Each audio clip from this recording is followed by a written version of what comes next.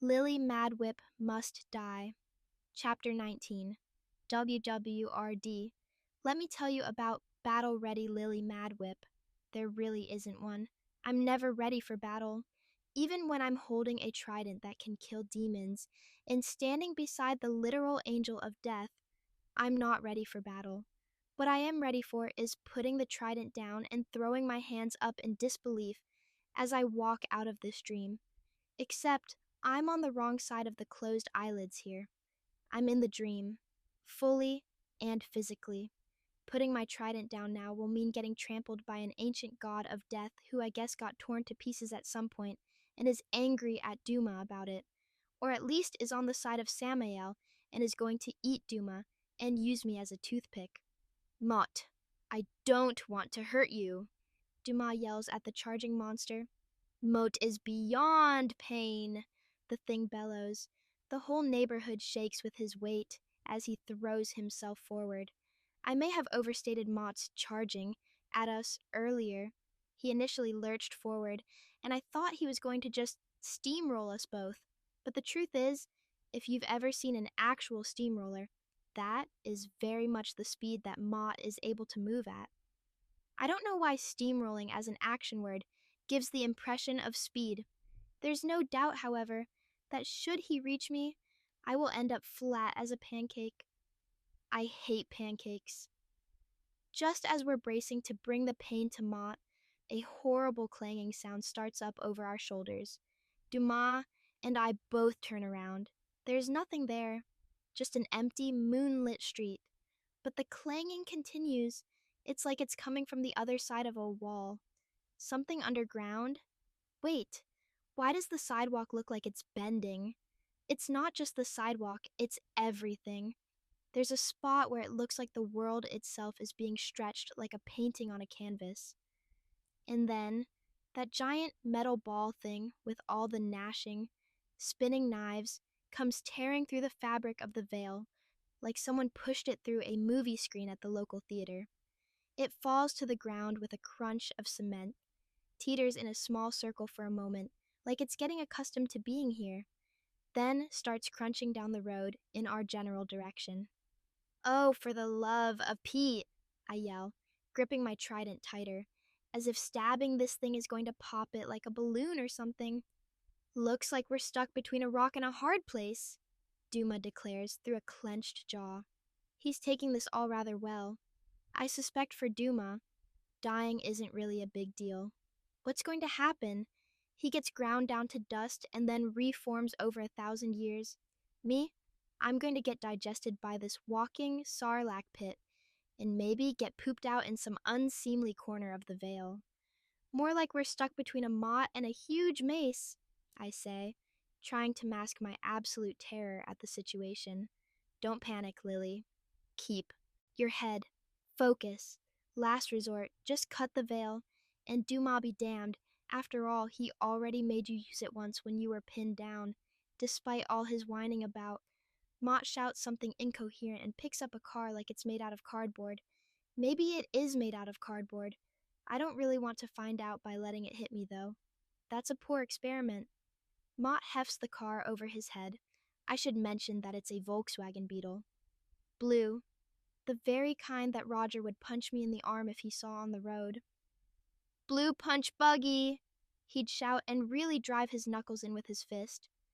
M.O.T. crush you, shouts Mott as he throws the blue punch buggy straight at the two of us. I dive toward the sidewalk. My knees have taken a number of beatings over the past several days, weeks, months, years, so they're not afraid to grind off another layer of skin in the name of keeping the rest of my body alive.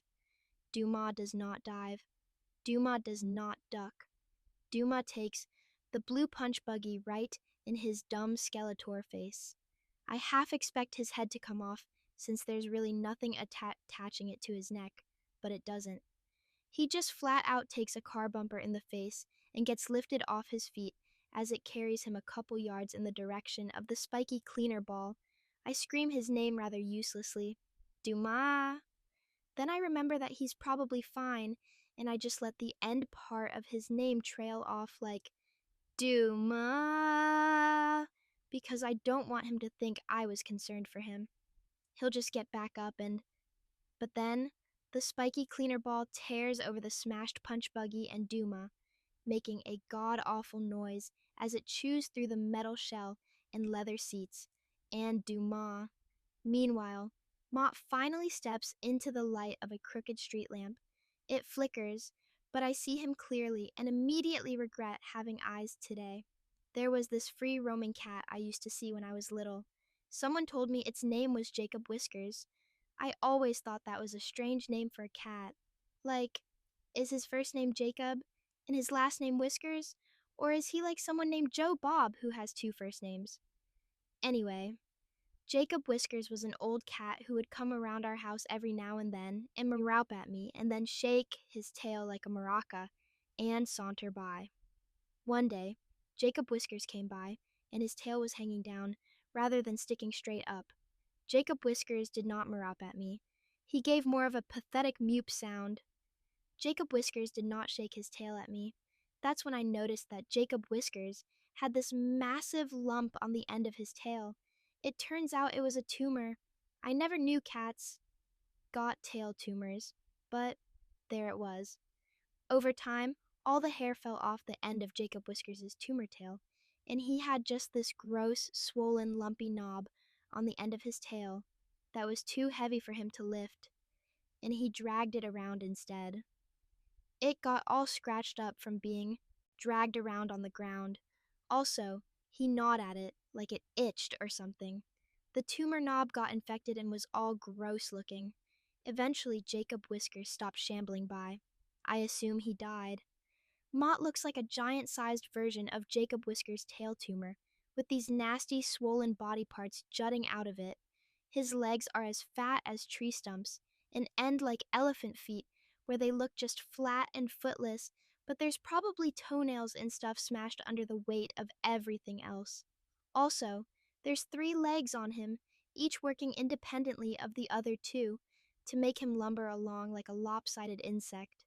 His arms are equally enlarged and gross-looking, covered in bulging veins that look like they're going to pop out from his skin and spray everywhere, like loose fire hoses. But worst of all, Mott's head is sticking out of the middle of this meatball-shaped tumor colossus, and his head is barely human. Did I mention that all of this Mott thing, appears to be stitched together with thick, dark thread? He's a Frankenstein's monster if Victor Frankenstein was blind and thought everyone was shaped like Violet Beauregard from that movie about Willy Wonka's chocolate factory. After she ate the candy. Not before. Magic child. Mott bellows at me with his enormous, oversized mouth. Do not run from Mott. Child cannot escape. Child cannot win. Mott is endless. Mott is tireless. How do I turn this trident on? Can I blast Mott with it?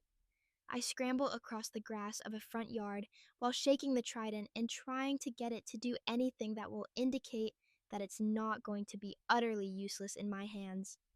The cleaner ball finishes chewing through the punch buggy and turns in my direction. The remains of the car look like a Pac-Man chewed through it. There's no sign of Duma in the wreckage. Can the cleaner ball eat an angel?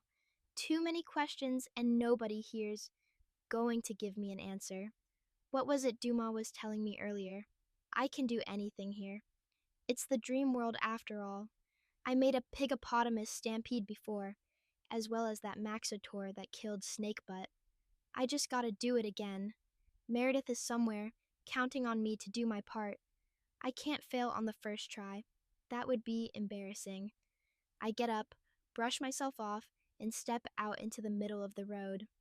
Hey! I yell at the snail-crawl-paced charging monstrosity. If you like to eat so much, eat this. I point at Mott the death god and think of a humpback whale falling from the sky, just plummeting out of nowhere and smashing him as flat as he wants to smash me. He'll be like a bug under a boot. All his insides will squish out his butt and glue him to the bottom of the whale.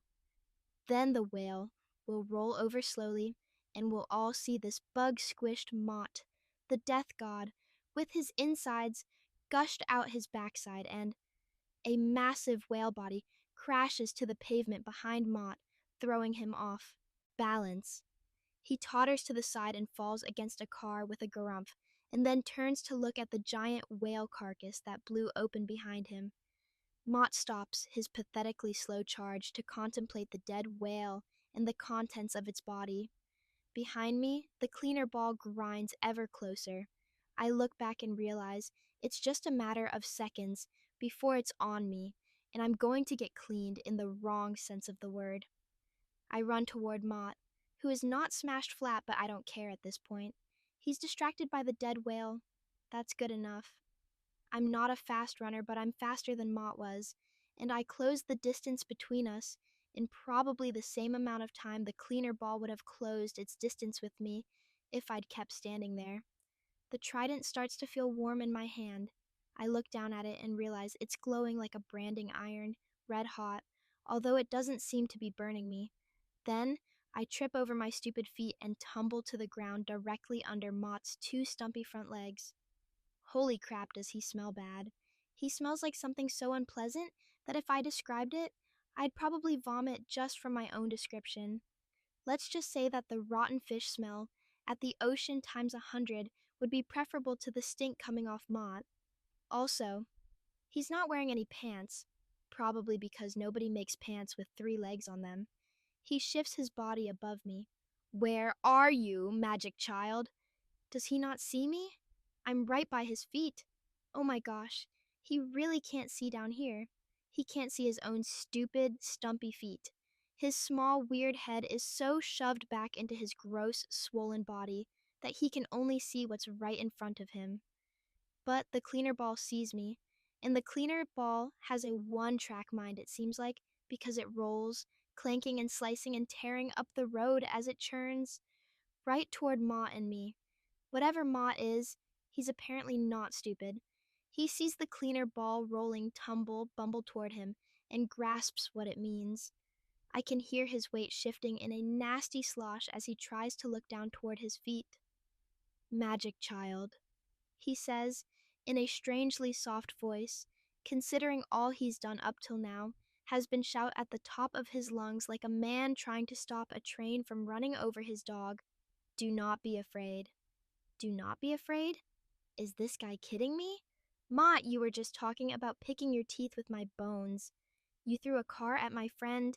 You're naked and look like someone stuffed a Stretch Armstrong doll full of chocolate pudding and inflated it with a bike pump. Not to mention there's a giant metal ball made of knives rolling straight toward us, and your elephant feet are one step away from turning my head into a pancake. I hate pancakes. Mott reaches down for my ankle, but I shimmy further underneath him. Please don't sit down. Please don't have the evil sense to just smash me flat with your weight. He doesn't seem to. Thankfully, he just tries harder to reach for my leg before I can scramble out from under him on the other side. Do not fear Mott, says Mott calmly. Mott will end you with the swiftness of the crow and the waters of the Tigris. I've had enough. I roll over onto my back. How about this, Mott? How about, instead of dying with the swiftness of the crows and tigers, I stick this pokey trident in your underparts? Which is what I do. The trident of Durga gleams white hot in my hands. I jam it, spiky bits first up into Mott. It sizzles as it penetrates his loose flesh and cuts through whatever goop is inside him. Mott roars in pain. Brownish red liquid spurts out from around the trident prongs as they embed themselves in him. It stinks worse than his outsides, like the time the septic tank backed up into our basement and destroyed boxes of family heirlooms my dad kept down there. One of the only times I ever saw him cry was as he pulled ruined photo albums from when he was a kid out of a box covered in raw sewage. I dig a knee into the gravel and crouch walk out from under Mott, pulling the trident with me as I go. It slips as easily out of his body as it slipped in, mingling the smell of Mott's insides with that of burning meat. Mott pitches forward. He collapses onto his front, causing more of his inside stuff to spurt out behind him onto the road like one of those school water fountains that can never be just right. They always are too low, and you practically have to put your mouth on the spout. or they're too strong and they spray out onto the floor or in your eyes. Magic child! Mott howls angrily. Mott will chew you slowly for this. I stab him in the back with the trident, sending him into a nonsensical, babbling rage. I can't tell if he's speaking another language or trying out for a scat singing competition. The trident screams too. I mean, it literally screams. Not like a human scream, more like a train whistle kind of scream. It makes this high-pitched wailing sound as it plunges into Mott's back. I pull it out and look at it to see if I did something wrong, but it just keeps glowing white and heating up my hands. There's a reddish steam coming off the prongs, and then the rumbling of the cleaner ball reminds me that I'm still not out of the park yet. I wonder if there even is a park here. Probably. People dream about parks. People dream about all sorts of places. Mott seems to be trying to get back up. There's a large pool of his stinky brown Mott juice running out from under him. One of his massive trunk legs lifts up off the ground and kicks at me feebly. I run away.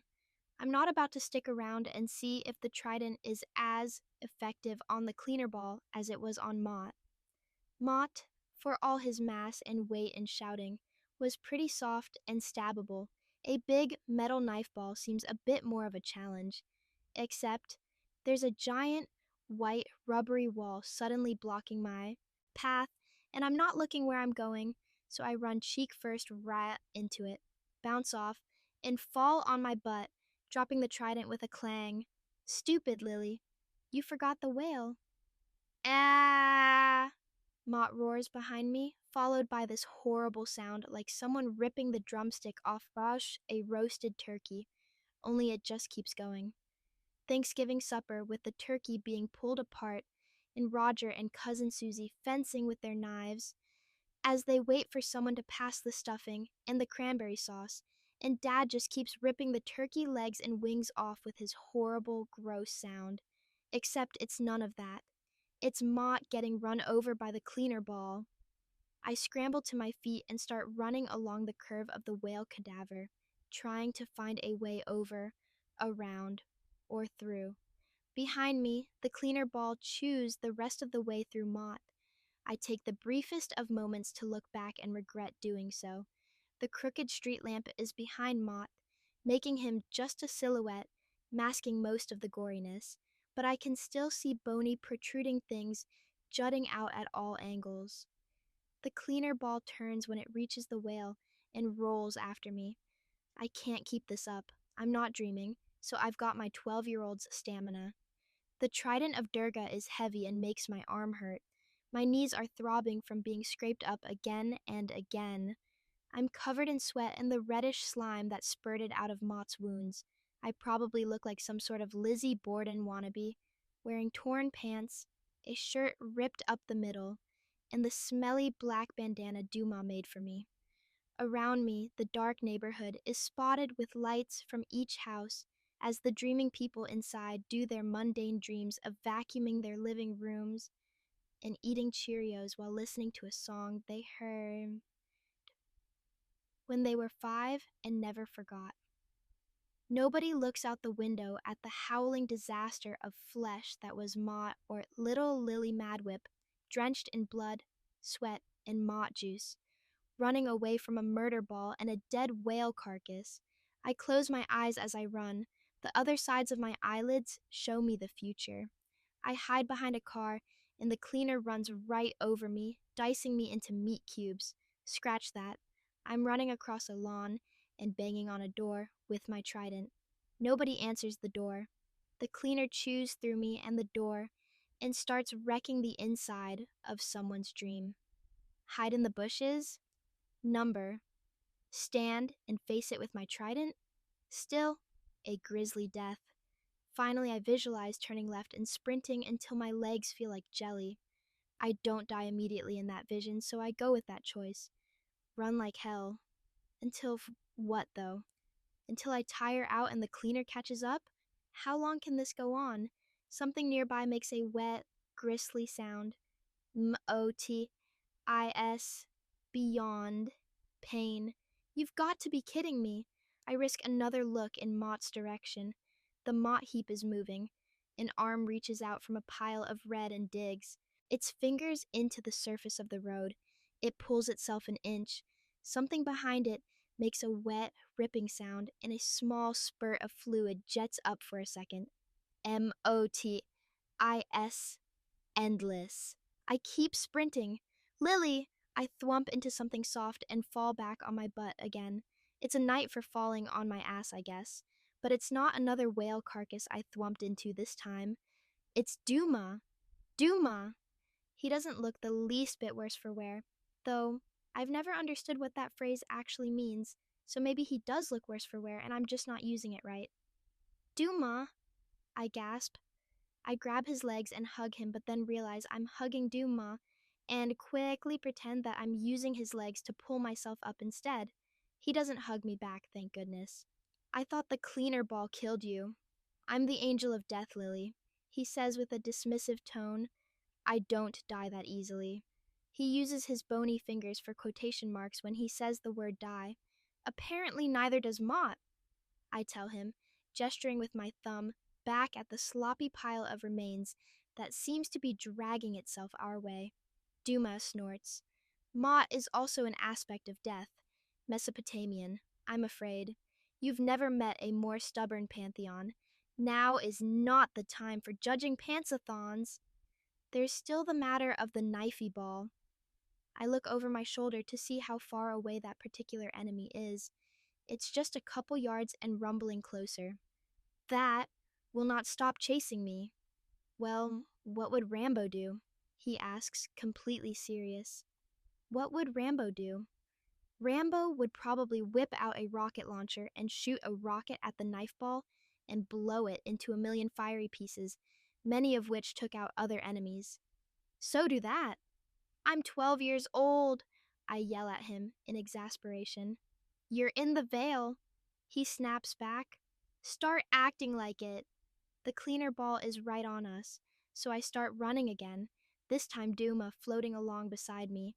His robe trails behind him, but it's clear his feet aren't touching the ground at all, because his legs aren't even moving, but he is. What would Rambo do? He'd whip out a rocket launcher. From where? I feel around in the only pocket I've got, a small one on the back of my pants. I can barely fit my fingertips in it before it ends. Stupid, fake pockets. I wish I had an infinite pocket full of everything I need, pencils, art books, crackers for if I get hungry.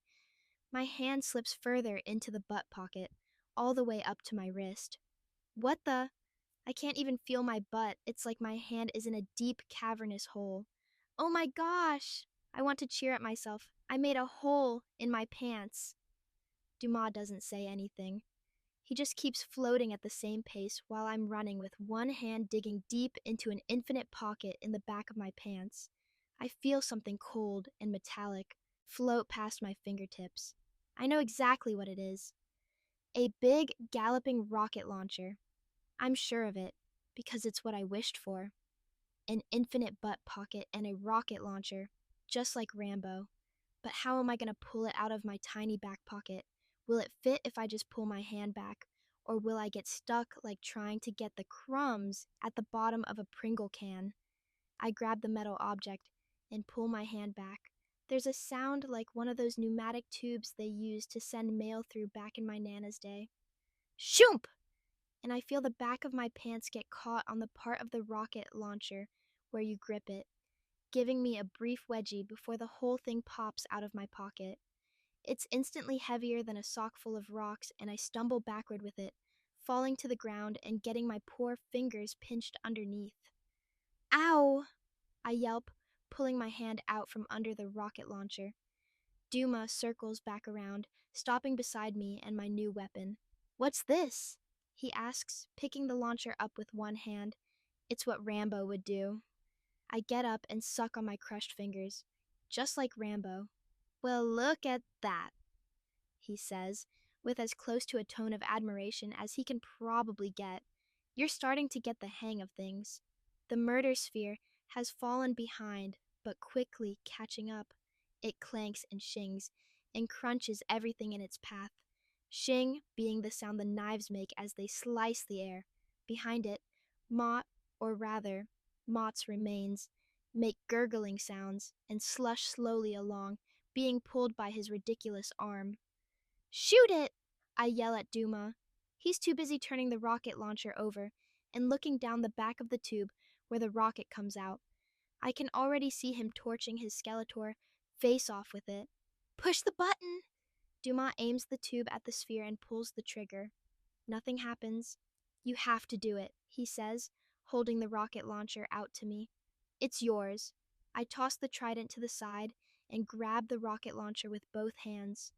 It's so freaking heavy, I almost topple over again. Instead, I bend my knees and hold it down between my feet, angling it upward toward the charging metal ball. I rotate the thing so I can get my hand on the grip and squeeze down on the trigger. It doesn't want to budge. I use 2 fingers. That does the trick. The rocket launcher erupts in my hands, skidding out of my grip and flying off down the road behind me with a trail of black smoke. At the same time, the rocket shoots out from between my legs, leaving scorch marks on the ground. It whistles through the air and hits the murder ball with an echoing clang.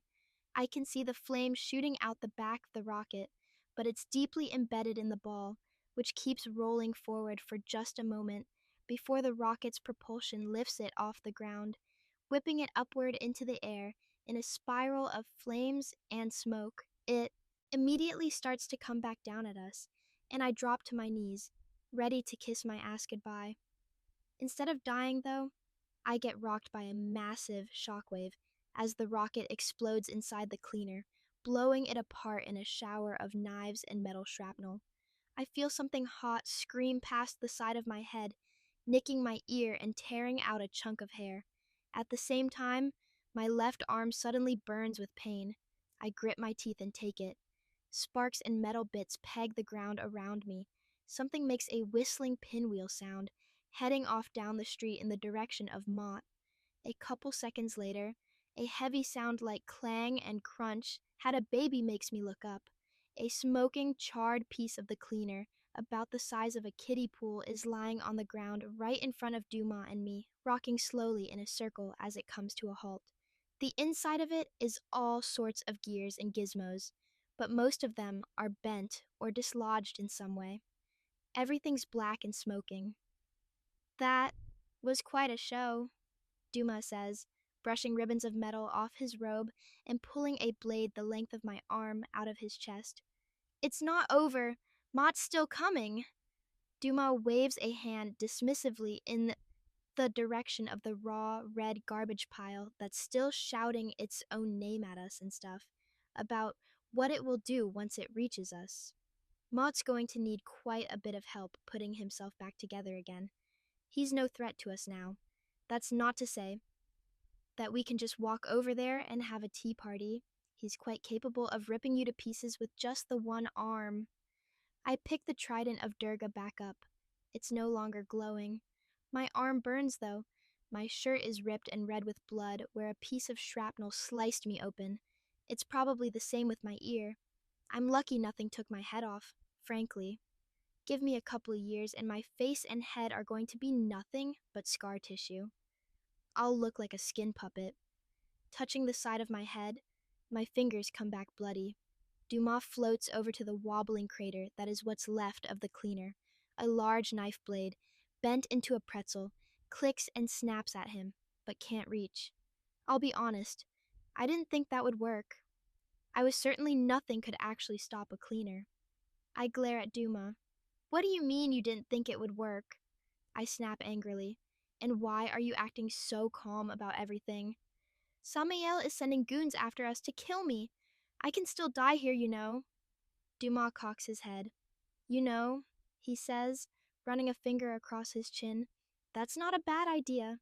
Don't do that thing where you don't tell me what you're thinking. He smiles down at me. It's always so creepy when he smiles. Jawbones aren't meant to bend like that. We're going to let Samael kill you.